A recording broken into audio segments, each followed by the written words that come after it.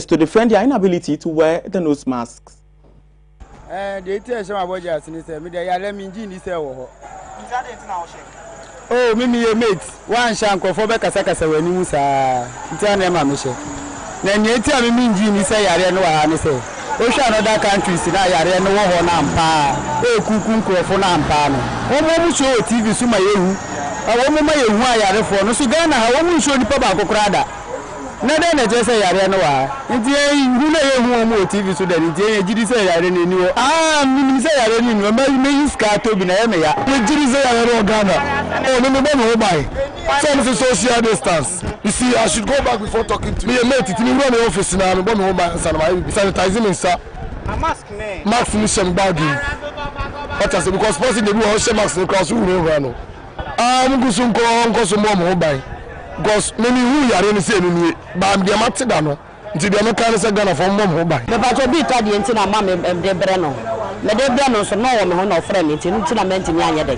Amfa ansha kona eba putukuma medishia tina ma menti mi ansha ya lende enko minimum se wo enti de bia me hye Ghana for de dodo na most na na hye enso me ya me gira wo de me no mabusua de ye hye na futu me de mo se omo nyira mo ho no mo hye na ya le na wo ho enti omo mo nya ma de se ni ho e wo ho na mo hye se ya re ni enti na ma hye me omo nyini se ya re no omo hye mask because ya re na ye musa mo beta de na say ya de na o say ya test obia ya de obia ye bi omo mo nya no mo nya nti na msa ma ne she no akoye bibi kakra sa bet ebedu bebi na bet say o yare akọ hospital na etitu na so be yare de o ne ya betina bibi sa na ya all the time bi na say you protect your home as nose mask ne we no na bi say betimi aboa.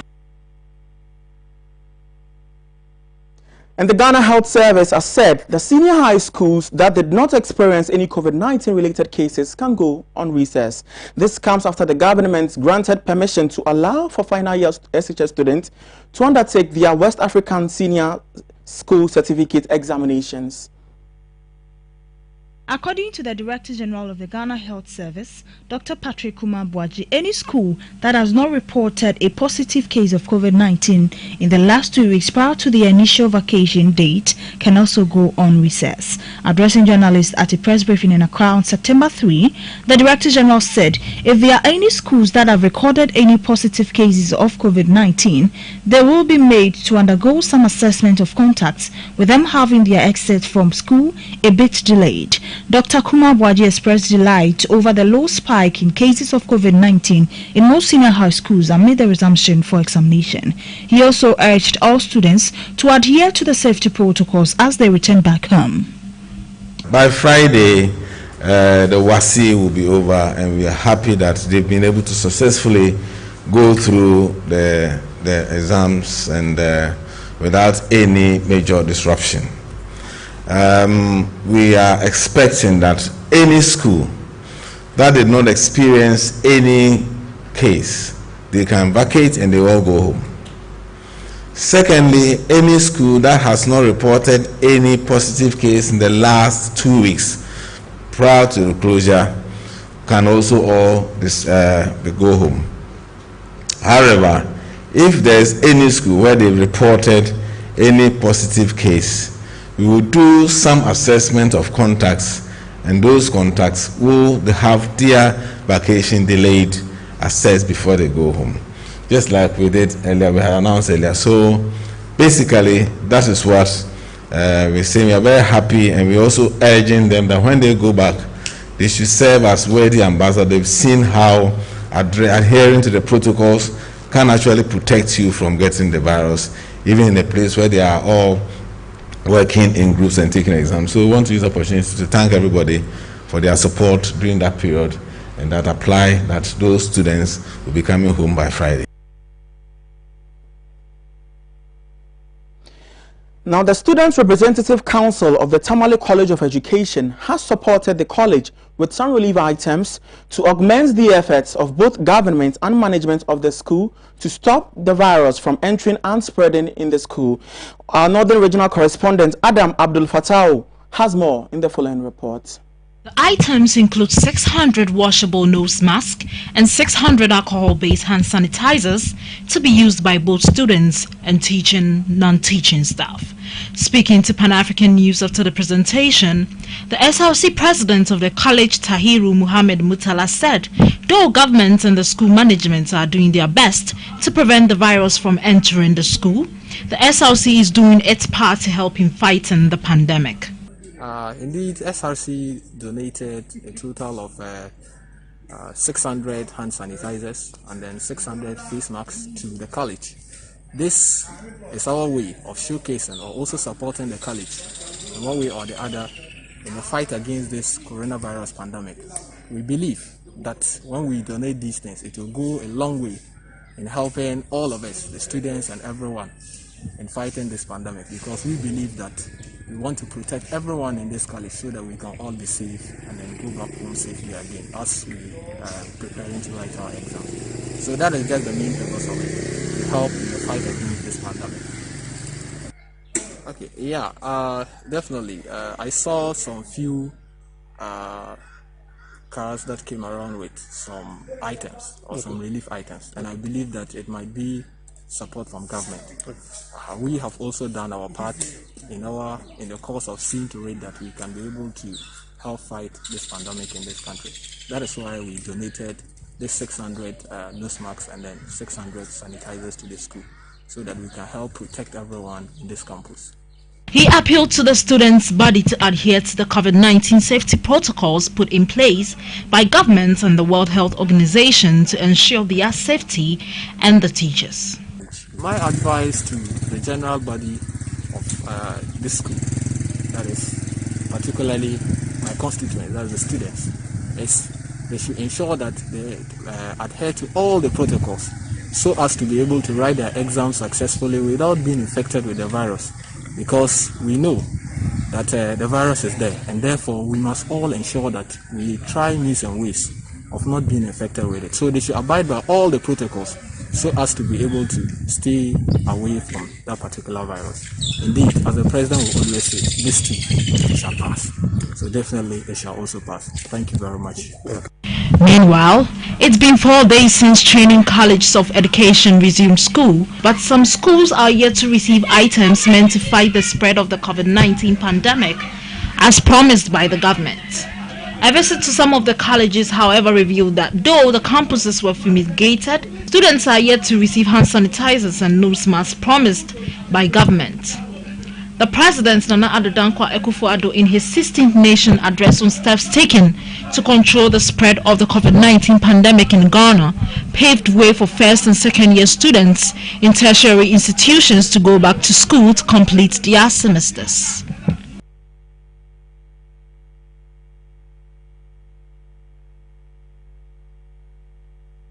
Now, Dr. Matthew Opoku Prempeh, the Minister of Education, on Wednesday handed over 800 weighing scales to the Ghana Education Service to be distributed to senior high schools nationwide under the government's free senior high school program to address issue of imbalance.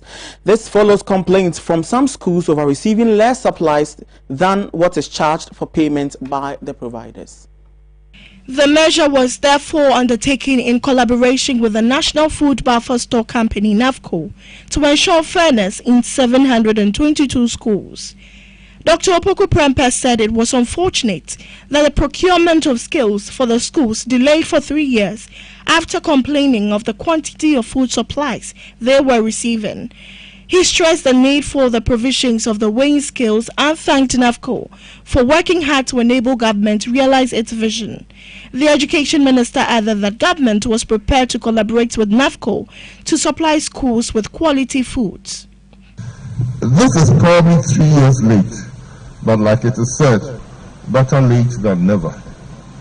One of the issues with free senior high school that makes it interesting is that food is supplied to the schools, and the schools use them.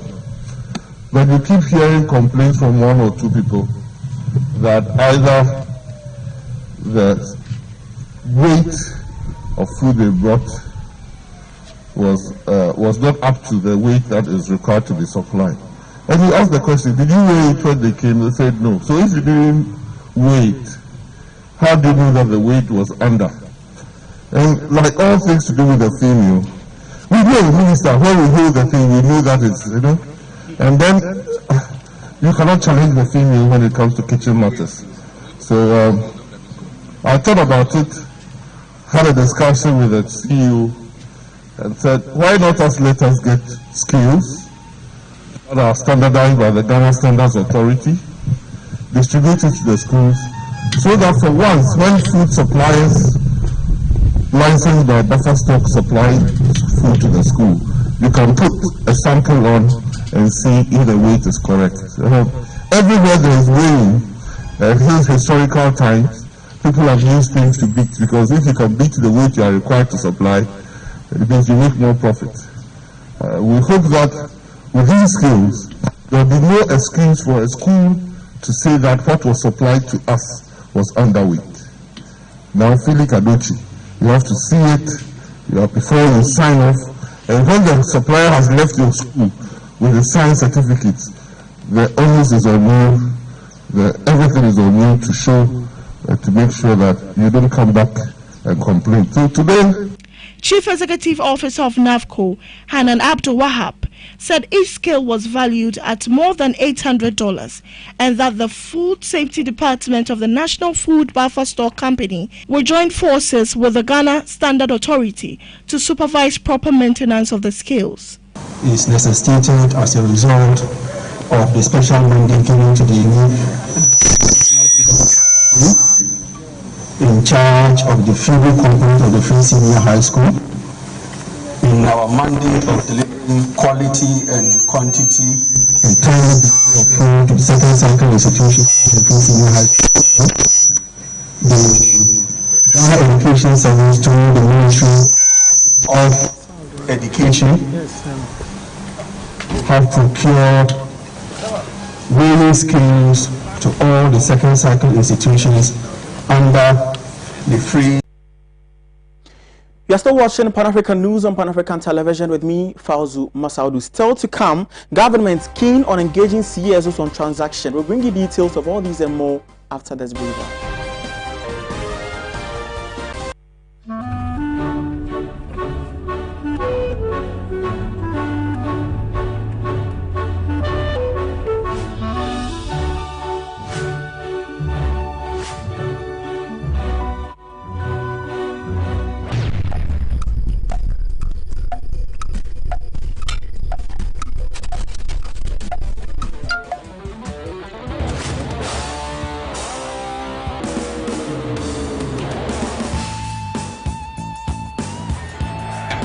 It's incredible! Bang on target!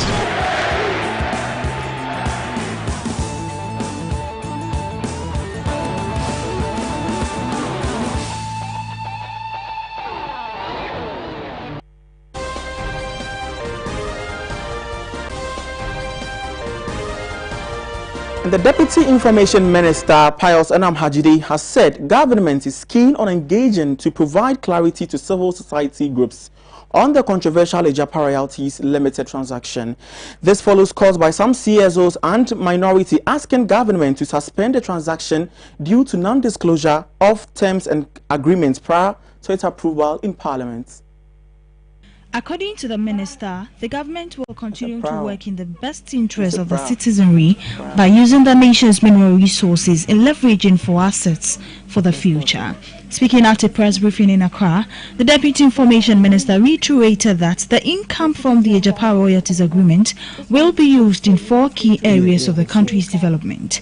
The Finance Minister, Ken Ofori-Atta, has also asserted that there are no hidden beneficiaries in the just approved Ejapa Royalties transaction by Parliament, as suggested by the minority and some civil society groups. He said the Ejapa Royalties transaction is 100% owned by the MIIF, an entity that is also solely owned by the government of Ghana prior to its approval in Parliament on August 14, 2020. Prior to approving the Ejapa royalties transaction, Parliament in 2018 passed the Minerals Income Investment Funds Act 2018, which establishes the fund to manage the equity interest of Ghana in mining companies and receive royalties on behalf of government. The sole purpose of the fund is to manage and invest these royalties and revenue from equities for higher returns for the benefit of the country. The sole purpose of the fund is to manage and invest these royalties and revenues from equities for higher returns for the benefit of the country. Government through MIIF established the Ejapa Royalties Limited to monetize Ghana's natural gold and mineral resources. In exchange for that, the company aims to raise between $500 million and $750 million for the government on the Ghana and London stock exchanges intended for development projects. Government through the Ministry of Finance engaged with civil society players and other stakeholders yesterday over government's intent to activate relevant portions of the Minerals Income Investment Fund Act 2018 as amended. This engagement was born out of government's desire to provide clarity and information so as to disabuse the minds of anybody who may have been misled to suspect wrongdoing, and also to carry the country along with it as it embarks on this exciting and novel journey of adding value to our natural resources and in keeping with the Ghana Beyond Aid agenda. We are happy to continue to engage and provide clarity to anybody or any institutions and organizations that may so desire. In the meantime, even as we engage, government shall continue to work in the best interest of the Ghanaian people, use our nation's resource to leverage our assets for tomorrow. Let's be reassured that the income from the Ejapa Mineral Royalty Limited arrangement would be used in 4 main areas, namely health, education, road infrastructure, and housing. Ladies and gentlemen, government continues to keep its eyes on the ball.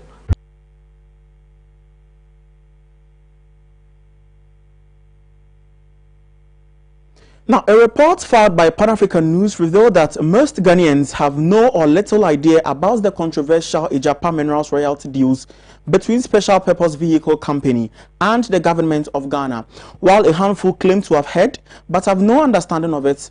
This deal is to enable the country to use Ejapa Royalties Limited, a special purpose vehicle, as a conduit for securing about $1 billion to finance large infrastructural projects.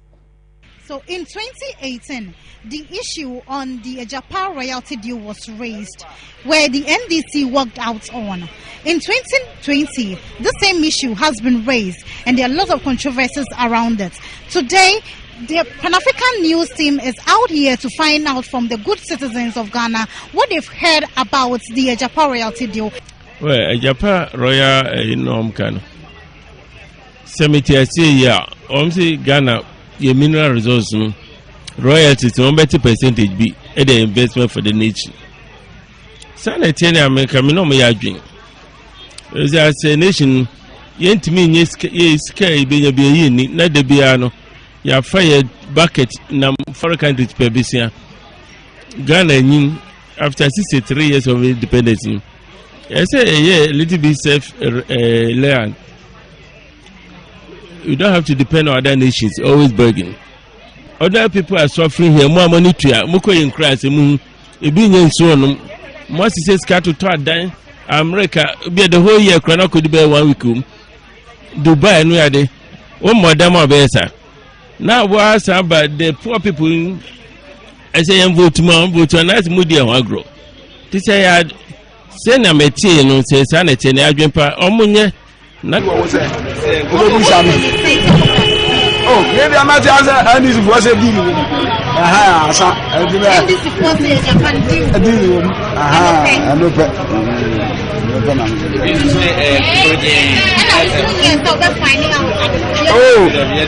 you know, I said to me, and this is one, and now they are trust or more because and what be a man with the baby and only what to do. Mimi as well say omo ka be asay aban ni din keke. Enju ya aban ni na ebe bo ma na support. Mi am yini. Mi say ntro bi na etwato aban ni. Oh, the ama me I say because aban di free education e aban omo say anye. Along last omo go say ye ba be say she mukema. I think I say omo bibi ana I say be ana omo say you know. I na gina so ma me hu say the omo so kan anya no for. Now, let's maintain focus on the controversial Ejapa deal as we've been joined over the phone by Emmanuel Salam. He is the Chief Executive Officer for Adams GH, also a civil society organization. Good day, Emmanuel. Thank you very much for joining us on Pan African News. Yeah, good afternoon. Yeah, I trust you are doing well. Fantastic. Now, we know for a fact that your position, as in the CES's position on this Ejapa deal, is all over. But for the purpose of this broadcast, kindly reiterate exactly what is your position on the matter. Yes, thank you very much, and my greetings to all your viewers this afternoon. As you mentioned our name earlier, we are anchoring democracy advocacy movement Ghana, and in short, it's Adam GH. And I'm speaking for the group. I'm the executive secretary. Okay. In fact, if you look at the Ejapa deal, as we know, if time will permit me to give you some brief intro about the whole deal, so that those who are listening or watching us for the first time will know exactly what the Ejapa is about.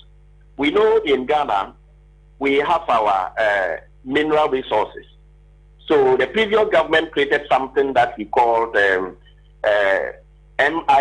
that is a Mineral Income Investment Fund.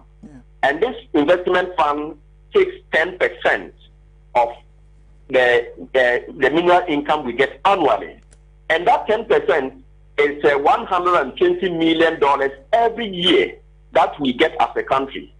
Now, this government has come to power, that's another government, has decided to create what they call special purpose vehicle, which is a SPV. And they registered a company in Jersey.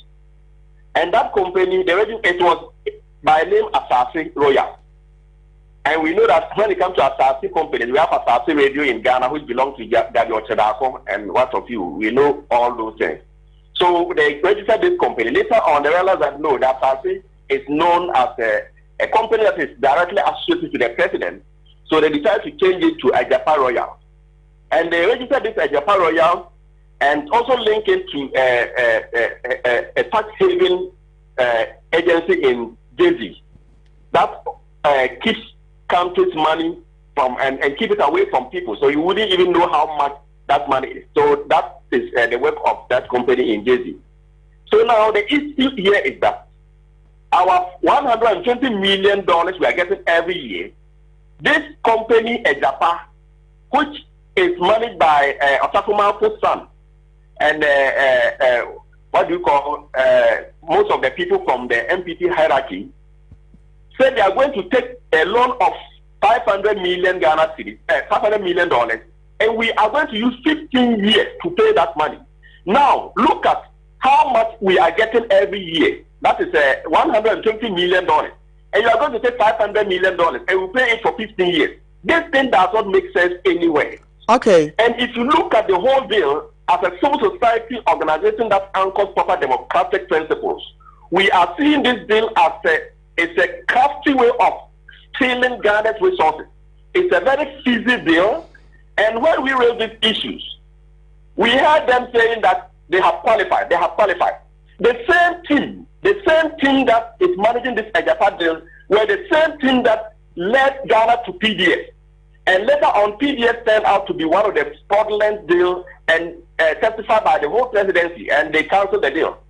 The same team were those who mortgaged this our terminal trade to the Turkish people.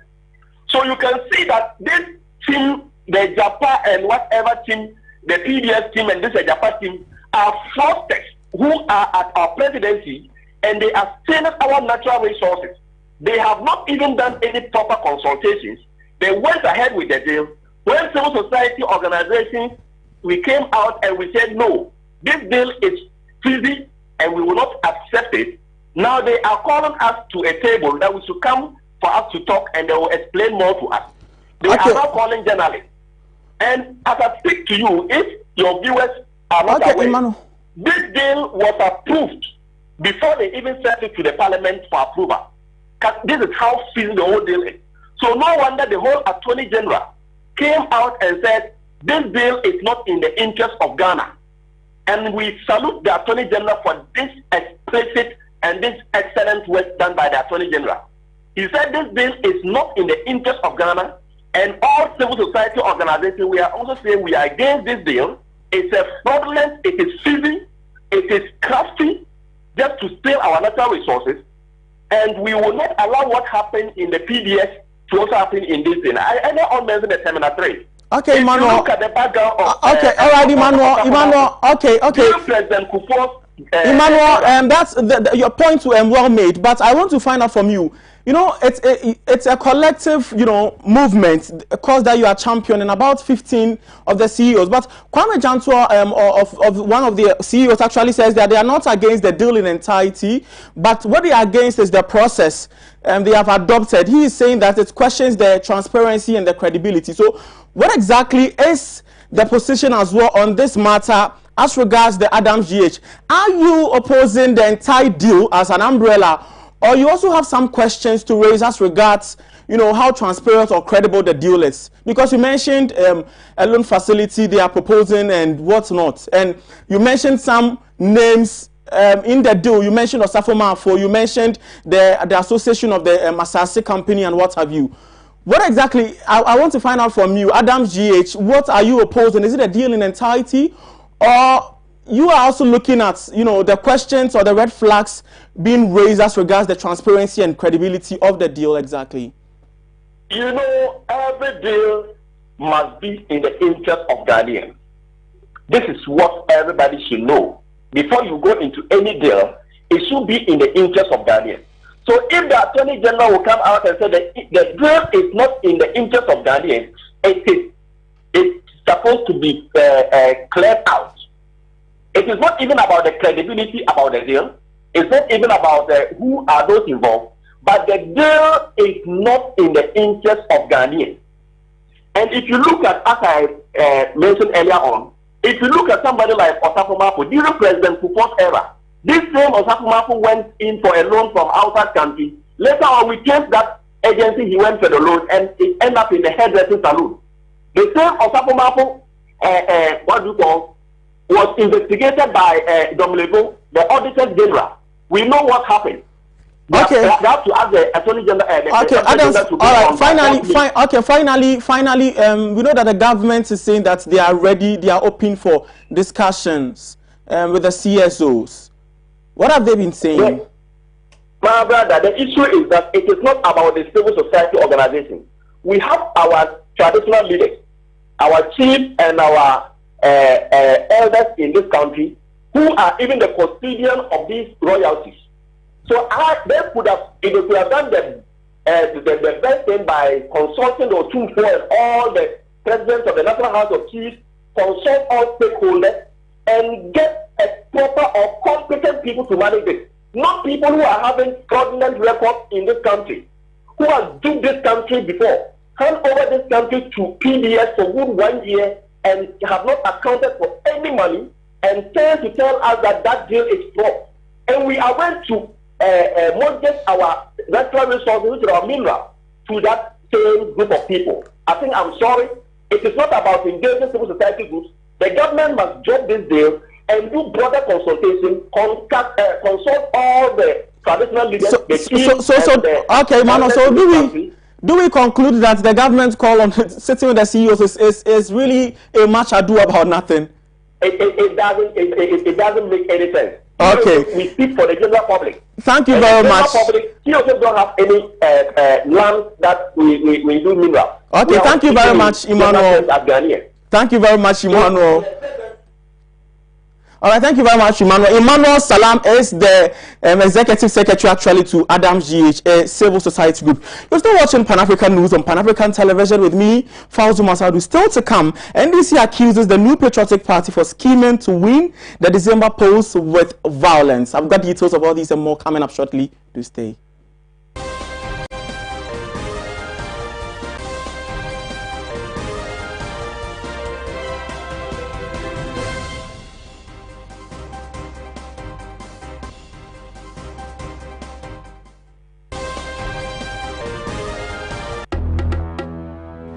Hello. Okay, why? Hey, my wife comes and send a message you. Hello. You know, what's happened? It's your child who will be a quiet say what? Besides, when a fair, I'm so young. You have not testing messages here. And our officer, so I'm trying to tell you, she says, I mean, so we a guy man and may young who could look cry. And also wants a family drilling company limited for Kana. What's it then? Family Drilling Company Limited. Ye two borehole, biofuel, biogas, swimming pool, plumbing works in Naso, ye be, Frey 0240 333-111 and that says 0244-144-822. Miampa and you want to be me fee. Me want to you be here. Family drilling now what? Family drilling. Me out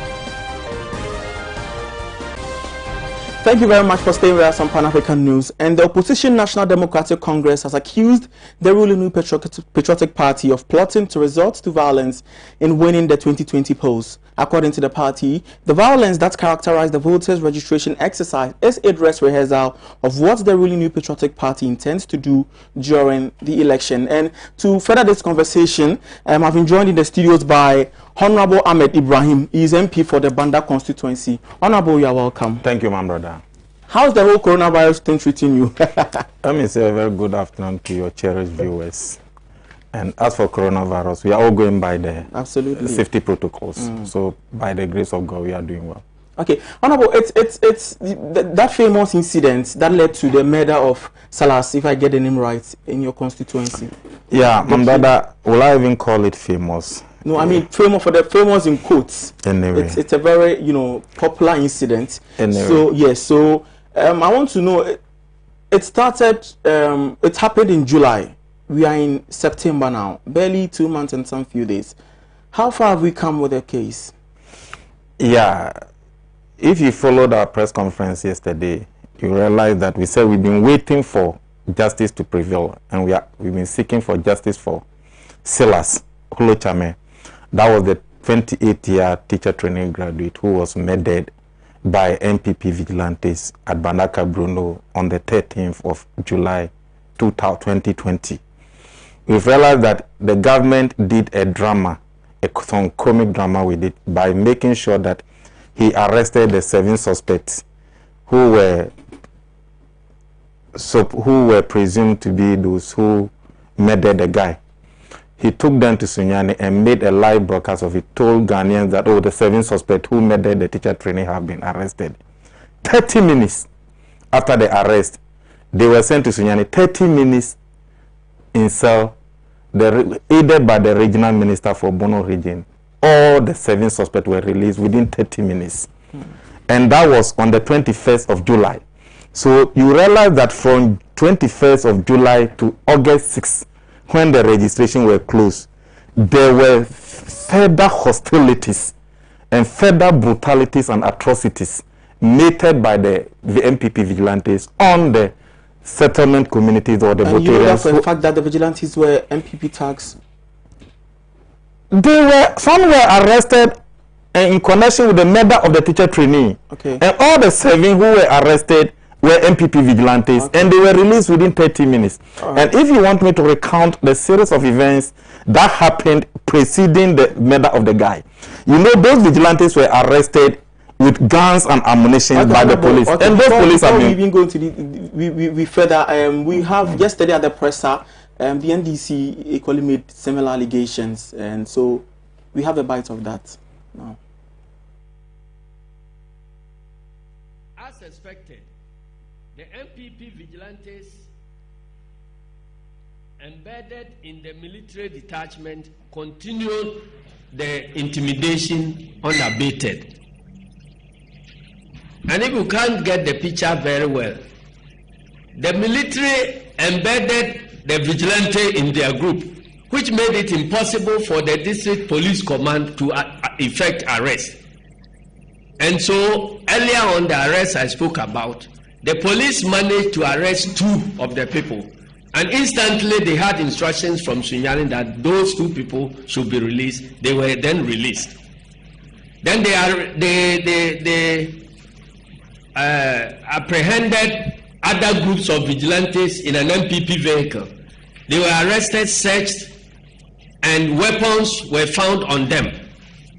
Again, within minutes, there were instructions from Sunyani to release them. And it was one of those who were released carrying the weapons who eventually stabbed the innocent, teacher to death. You have the video.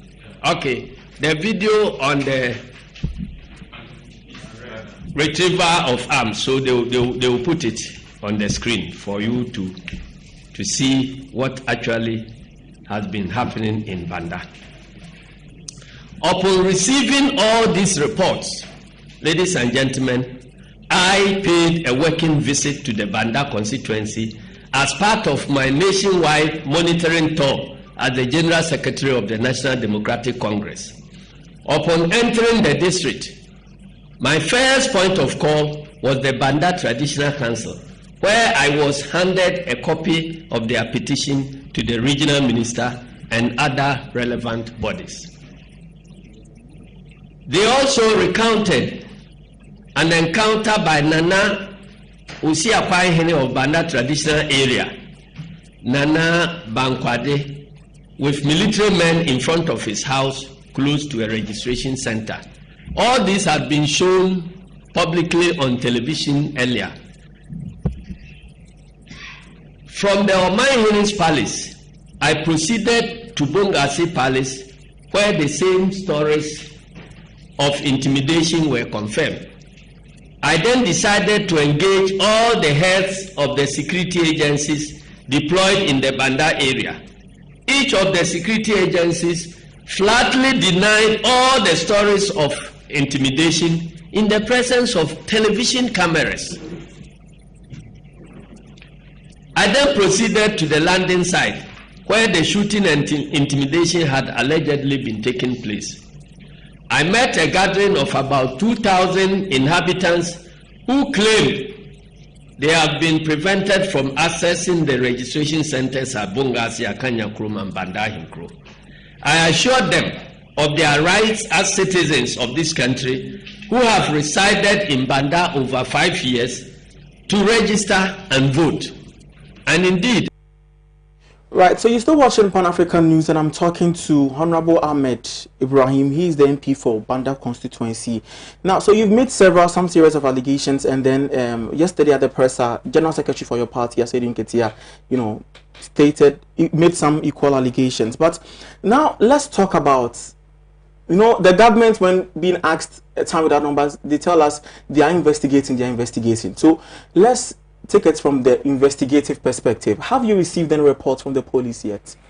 Yeah, I lodged an official complaint. There were a series of complaints lodged. Anytime there were beatings, yes, and brutalities, we would direct the person to go and lodge a complaint.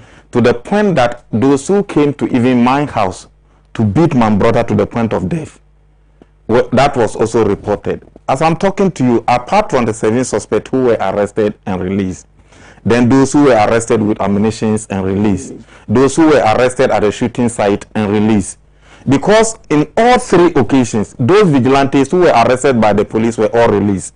And as I speak to you, because of the series of arrests and order from above to release, those effective and efficient police commanders who were doing those arrests have also been transferred. They have been transferred. They have been transferred. The moments of this whole... I'm telling you, the divisional commander has been transferred. The district commander has been transferred.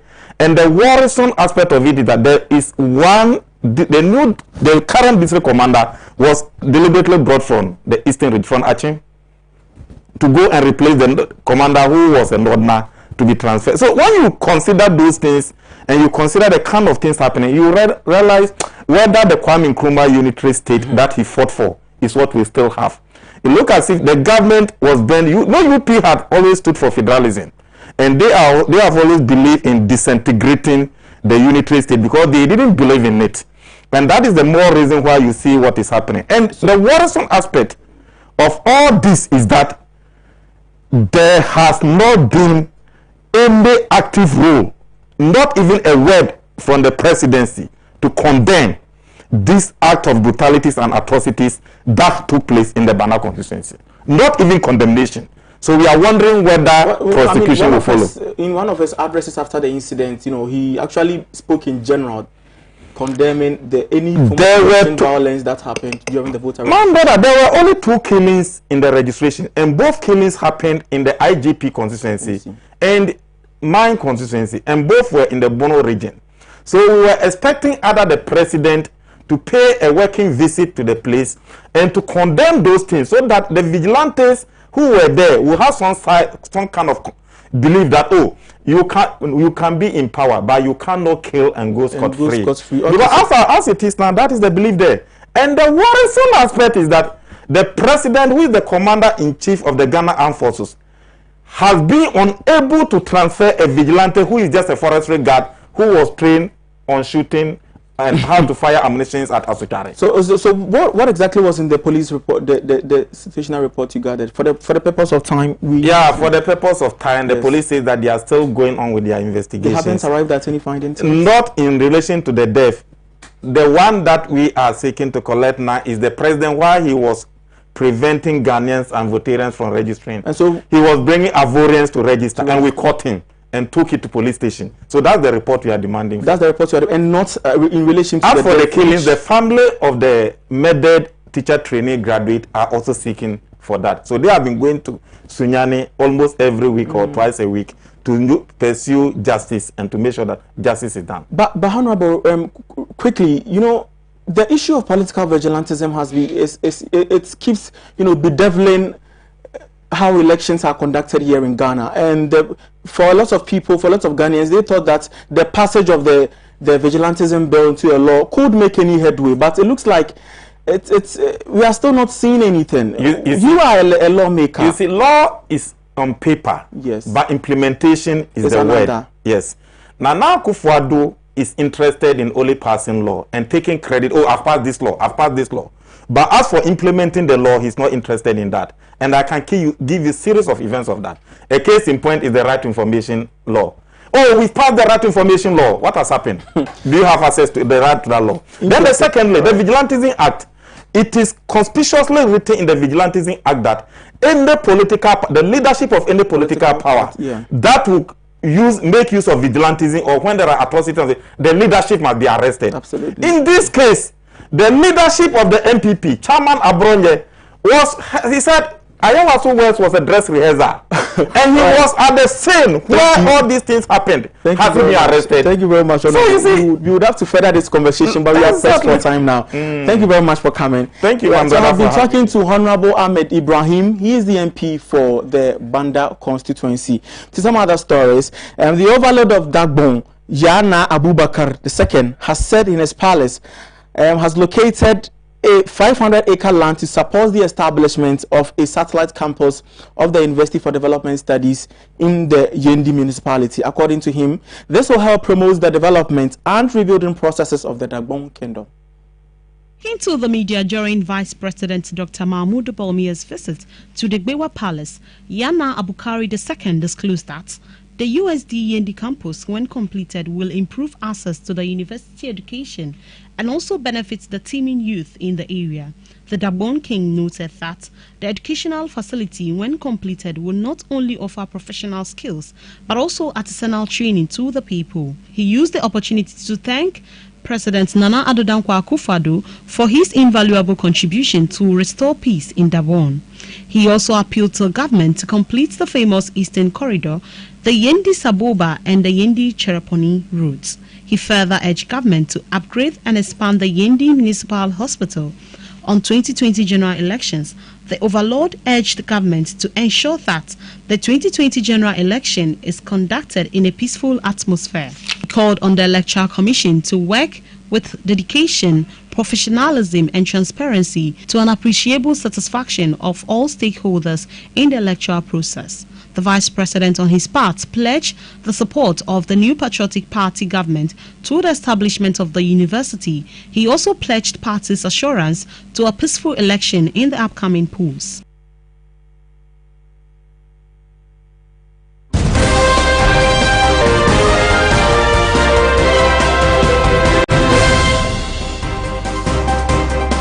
Of COVID-19 safety protocols, especially mandatory wearing of nose masks in public places, is gradually phasing out. Speaking to Pan-African News, some Ghanaians acknowledge the existence of the virus but have mounted a defense on the non-compliance of the protocols.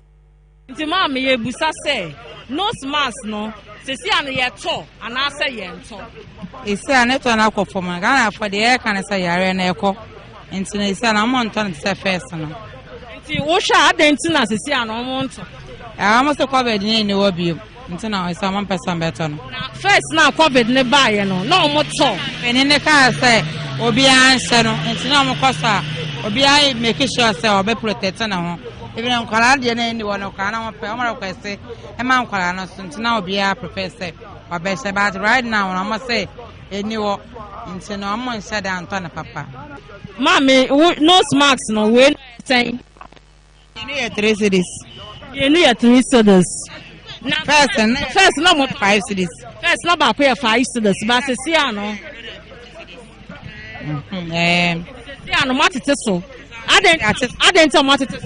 I almost see. I really knew. And your man said, "Be good port no sentinel." I'm a neto no akofom. Charles, I can see you don't have your nose mask on. Why? Because ebia onkofo beta de na ene man no ye bom and say who bom na say ini hye wano a obi nte de wo kan enti na mema yi ba edom ba ho a na me de ahye. Oh, so you have it, right? Can I see it? This one. So do you still buy some or you just use one? Oh, metato. Prevention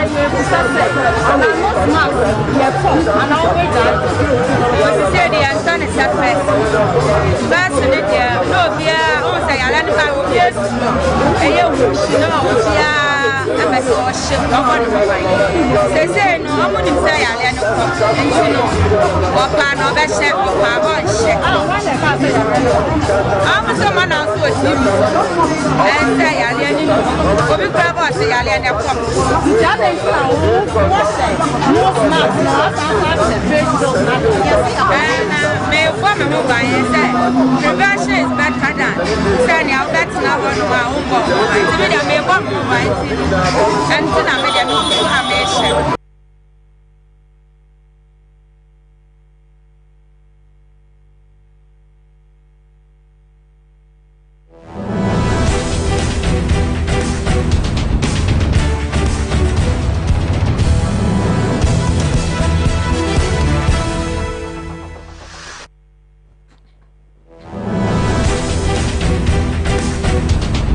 And on the international front, 18-year-old Dion K was shot and killed by police in Washington, D.C.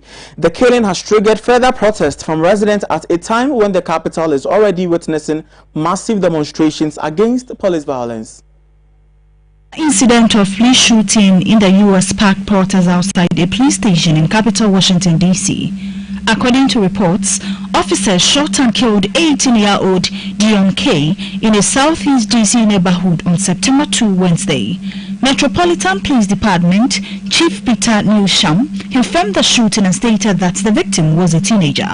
According to the police, the officers involved in the shooting were in the area after being tipped off about the possible presence of guns inside a car. The official version stated that once the officers approached the said vehicle, the people inside tried to flee. The police, according to this version, shot at them during the chase, hitting the victim. Newsham also stated that the officers suspected that the men who were being chased were armed. However, it is not confirmed whether the victim had any gun on him or if he was even part of the group being chased. A local city council member, Trayon White, who was also present at the scene of the shooting, has questioned the police narrative. They said 2 weapons were recovered, but when the question was asked, was he armed? There was no straight answer, so we want to get the fact of what happened to this young man, White said. Furthermore, suspected possession of a firearm does not justify police to open fire at people. Within hours of the shooting, protesters had gathered outside the 7th District Police Station of the MPD to condemn the killing. The DC City Council had only recently passed certain emergency police reforms which required police to wear body cams while on duty. The MPD is also required to share the body cam footage with the family members of the victims within a day and to the public within 5 days. The measures were implemented after DC, like other parts of the country, witnessed massive protests and demonstrations against police violence and shootings following the killing of George Floyd in May. However, movements believe that it is necessary to do much more to address the systematic racist violence in the city and in the country. On Thursday, September 3, protesters gathered outside Mayor Muriel Browser's house to demand that she immediately defund the Metropolitan Police Department and fire Police Chief Newsham. The Party for Socialism and Liberation has called for a rally on Saturday, September 5, outside the 7th District Police Station to call for justice for Dion K, an end to racist police terror, and an end to police occupation of DC's black communities.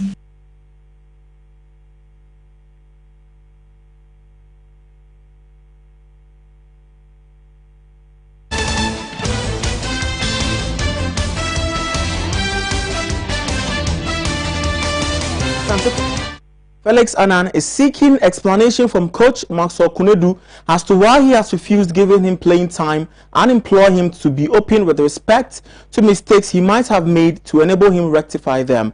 The shot stopper made this known in an interview. And has asked coach Maxwell Kunedu for the reasons why he is not being allowed to partake in the club's